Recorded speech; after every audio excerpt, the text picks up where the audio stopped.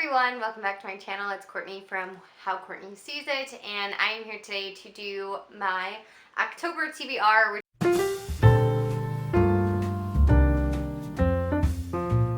I'm here today to do my October TBR, which is also going to be the Gilmore Girls Readathon, and I am so excited, mostly because I am honestly obsessed with the show Gilmore Girls. My sister and I, through college and before, watched like the seasons back to back, like just over and over again. And then when A Year in the Life came out, she drove up to my apartment when I was living up north, and we stayed up all night watching it because I had to work during the day. So I got home at like 8 o'clock, and we watched it from then until like 4 in the morning, and it was crazy. But so yeah, a little obsessed, very excited. I was like trolling Twitter and I saw this pop up and I was just like, oh my god, I have to do it. Let me go to the library right now. So I did. Alright, so before I jump into the books, this was created by Liv's Library, Pastel Pages, and Mackenzie Lane, and they will all be linked to have Instagram, and all three have Twitter. So I couldn't find Mackenzie on Instagram. Words are hard. But there might be one, and if there is and you know it, let me know down below because I'd love to follow her Instagram also. So to start out, we are doing a book with a school setting in honor of Yale and Chilton, and for that I am reading The Hearts Made for Breaking. This is by Jen Klein. I've read Shuffle Repeat by her, but it was like forever ago. So I'm excited about this. I'm also using this for another category, which is a complicated love interest because of Rory Dean Jess triangle. Team Jess all the way, by the way. But this story has a girl named Lark is the main character. She's like a serial break-upper, and she never stays in relationships. She like makes out with guys and then dumps them without them knowing that she dumped them.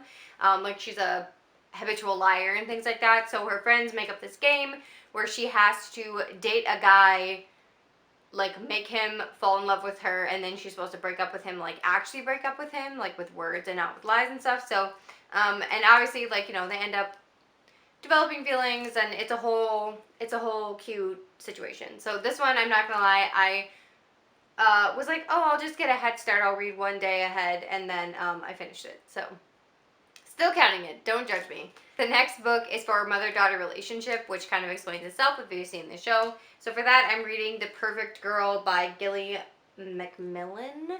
I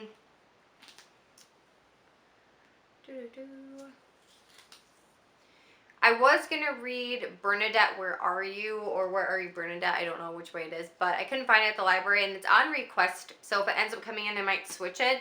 But this one basically is, the main character is 17-year-old, 3 years before she's involved in an accident that leaves 3 of her classmates dead. Her mother is resolved to keep the devastating fact tucked away from her new beginning, hiding the past even from the mother's new husband, and demanding that Zoe do the same. And then it ends up like her mother ends up dying, like on the back cover here. I'm not like giving any spoilers away. And then so she has to figure out why, what happened, all that good stuff. So I thought it sounded interesting, and I don't really read like thrillers too much, so I thought this would be kind of a cool branch out for me. My camera battery died, and I ate a goldfish snack. On to the next book. The next book is supposed to be a cozy book set in fall or winter. I'm going to be reading Wintertown, Story and Art by Stephen Amand. I picked this up, it was in the YA section, and it has little like drawings in there, and I just thought it was really unique and kind of cute. Basically, this is a book, it says, every winter straight-laced, Ivy League bound, Evan looks forward to a visit from Lucy, his childhood best friend, who moved away after her parents' divorce.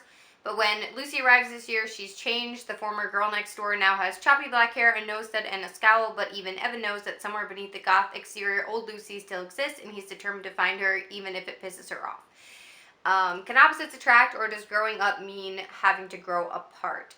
So it's told from 2 different perspectives. It's supposed to be a funny and honest novel with a unique combination of text, comic strips, and art. It's a movie, an indie movie and a book, perfect for the inner outcast and love-lorn nerd in all of us. So I thought it was cute. I really liked the front cover because it reminded me of like the I Smell Snow, like from Gilmore Girls. So that is my winter book. I already talked about the book with a complicated love interest. The next one is a book by an Asian author or with an Asian character or influence, and I am reading Crazy Rich Asians by Kevin Kwan. When this came out as the movie, I was super interested in it, but I never ended up seeing it, so I thought I should read the book first and then see the movie. And if you haven't seen like the trailer for that at all, basically it's when New Yorker, the girlfriend of this super rich, like Asian gentleman, she like doesn't know he's rich, and they go and they meet his parents. Like she spends the summer in Singapore with him and his parents, and she doesn't know he's rich before they get there, and she's kind of like thrown into it. They're super traditional, and she wasn't raised like traditionally Asian, if that's even a thing. And then yeah, so there is a whole series. This is the first book of the whole series, but it's been interesting so far.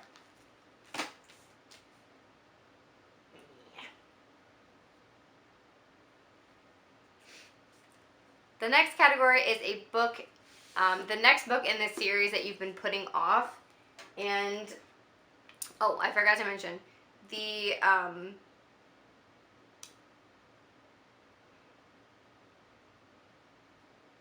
Asian category was obviously like in honor of Lane, the best friend from Gilmore Girls.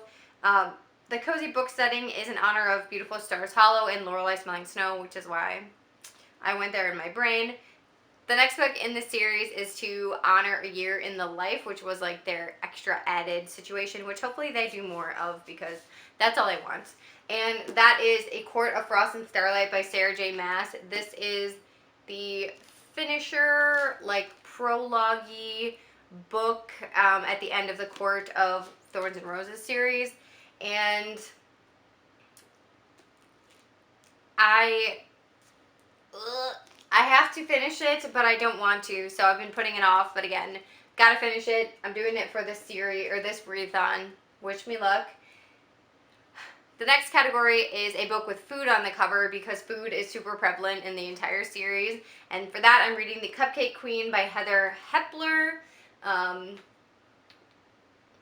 The tagline on this book says, "Can cupcakes bring romance in a new town?" And cupcakes, chick-lit, like I'm all over that.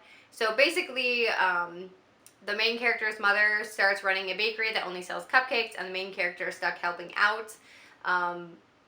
But that isn't the worst of it. Oh no. Penny, she is the main character. She had to leave her friends in New York City, but her dad stayed behind too. There's a mean girl and boys, things like that. So we'll see. We'll see how it goes. I also do have Eat, Pray, Love, which I personally, this is in my collection that I've just never read. So depending on if I get through all of them, I'm going to end up reading this one also. For the group book for the readathon, we're all reading Talking as Fast as I Can by Lauren Graham, who was the main character from Gilmore Girls. This is stories, all kinds of stuff. So I have not read this, but I bought it and also put the cover on upside down. That's fine. That's fine, Courtney. But I bought this a while ago. I saw it. It was like in Walmart or Meijer, Kroger, I don't know where it was, and I saw it and I bought it because I was like, oh my god, I love Lauren Graham, and I just haven't gotten a chance to read it yet, and this is the perfect opportunity. So I'm going to link as many people that I can find doing this down below so you can check out their channels and their Twitters, things like that. So I'll try to link everyone down below as well as the creators. And if you guys want to hang out with me anywhere else on the interweb. That's all down below. It's Courtney, how Courtney sees it everywhere. Twitter, Instagram, blog, YouTube. I had to think, what is social media? I love you guys. Thank you so much for watching. I hope you are having a wonderful October so far, and I'm super excited about this readathon, so I'm going to quit talking and go finish this last book. I'll talk to you guys in the next one. Bye, everyone.